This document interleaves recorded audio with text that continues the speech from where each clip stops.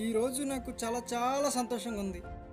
ఎంతలా అంటే ఆ ఆనందాన్ని అక్షర రూపంలో చూపలేను, పలికే పదాల రూపంలో తెలపలేను. అయినా నీతో చెప్పుకోవాలనిపిస్తుంది. ఎందుకంటే ఈ సంతోషానికి కారణమే నువ్వు. నీతో చెప్పుకోకుండా ఎలా ఉండగలను? ఇప్పుడు ఈరోజు నా పరిస్థితిని తలుచుకుంటుంటే అస్సలు నమ్మబుద్ధి కావడం లేదు. నా జీవితంలో జరిగిన ప్రతి సంఘటన ఇంకా నా కళ్ళ ముందు కదలాడుతూనే ఉంది. నీకు ప్రతిదీ తెలుసు, కానీ మరొక్కసారి ఆ జ్ఞాపకాలు నీతో పంచుకోవాలని ఆశపడుతున్నాను. అమ్మ నాన్న మనల్ని కంటారు, కానీ మన ఆశల్ని ఆశయాల్ని కనలేరు కదా.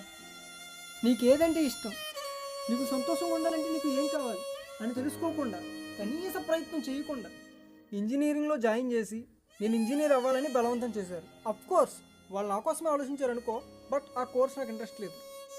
ఆ విషయాన్ని వాళ్ళు అర్థం చేసుకోలేదు. నాకు ఏదంటే ఇష్టమో, నాకు దేని మీద ఇంట్రెస్ట్ ఉందో నీకు తెలుసు, నీ ఒక్కడికే తెలుసు. అమ్మా నాన్న ఎప్పుడు చూసినా వాళ్ళు సెటిల్ అయ్యారు, వీళ్ళు సెటిల్ అయ్యారు అంటూ ఒకటే గోల. కొంతకాలానికి వాళ్ళకి అర్థమైంది అనుకుంటా. నా వల్ల ఏమీ కాదనుకొని నన్ను ఒక అసమర్థునిగా భావించి వదిలేశారు. అప్పటి నుండి ఒక ఫెయిల్యూర్గానే వాళ్ళు నన్ను గుర్తించి, నేను ఆడే గేమ్ మొదలుకొని సరదాగా గడిపే స్నేహితుల వరకు నేను ఏ గేమ్ ఆడినా అందులో ఓటమి నాదే అయ్యేది. సరదాగా ఆడే గేమ్లో కూడా విన్నర్ కాలేక లోజర్గా మిగిలిపోయేవాడిని. సపోర్ట్గా నిలిచే ఫ్రెండ్ ఒక్కడంటే ఒక్కడు కూడా లేడు. నాతో ఫ్రెండ్షిప్ చేసిన కొద్ది మందిలో స్వార్థానికి వాడుకున్న వాళ్ళు కొంతమంది అయితే, నువ్వు దేనికి పనికిరావు, నువ్వు దేనిలో సక్సెస్ అవ్వలేవు, నీతో పాటు ఉంటే, నీతో పాటు తిరిగితే నీ దరిద్రం మాకంటుకుంటుంది అని నన్ను విడిచిపెట్టి వెళ్ళిపోయిన వాళ్ళు కొంతమంది. ఒక్కోసారి అనిపించేది వాళ్ళు చెప్పేది నిజమేనేమోనని, నేను ఇంకా లైఫ్లో సక్సెస్ అవ్వలేనేమోనని. నా వల్ల నాకు ఉపయోగం లేదు, నా వల్ల ఎవరికీ ఉపయోగం లేదు. నేను బ్రతుకుండడం వల్ల ఎవరికి ఉపయోగం?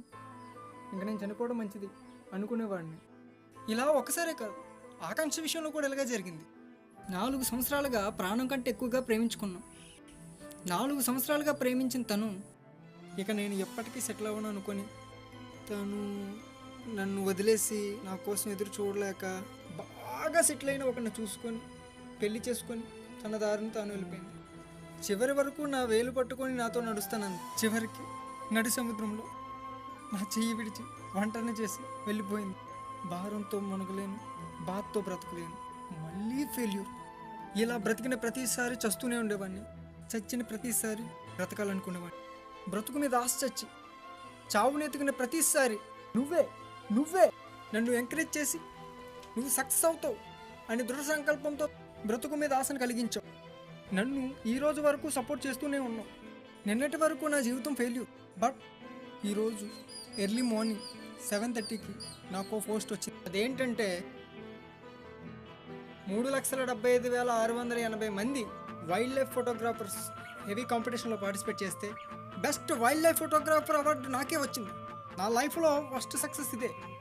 నా విజయానికి కారణం నువ్వే. ఇప్పుడు నా స్థానానికి, నా చిరునవ్వుకి కారణం నువ్వే. మట్టిలో కలిసిపోదామనుకున్న నన్ను ప్రపంచం అంతా మాట్లాడుకునేలా చేసింది నువ్వే.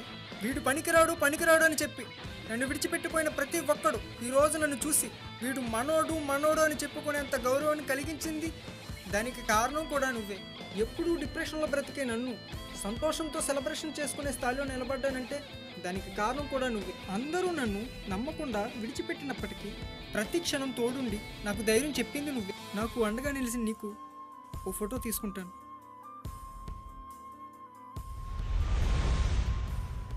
Smile please.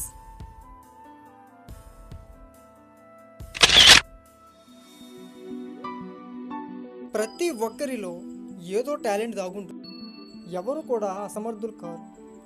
తన మనసాక్షిని నమ్ముకున్నవాడు ఏనాటికైనా సక్సెస్ అవుతాడు. కాబట్టి ఎవరి గురించి తప్పుగా మాట్లాడకండి, ఎవరిని తక్కువ చేసి చూడకండి. నా జీవితంలో నా కథకు నేనే హీరో. అలాగే ప్రతి ఒక్కడి జీవితంలో వాడి కథలో వాడే హీరో. వాడి పరిస్థితుల వల్ల వాడు సక్సెస్ అవ్వడంలో కాస్త లేట్ అయినా ఏదో ఒక రోజు తప్పకుండా వాడి చుట్టూ ఉన్న సమస్యలని, పరిస్థితులన్నిటినీ పడగొడతాడు, హీరో అవుతాడు. ఆ రోజు వరకు కాస్త ఓపిక పడదాం.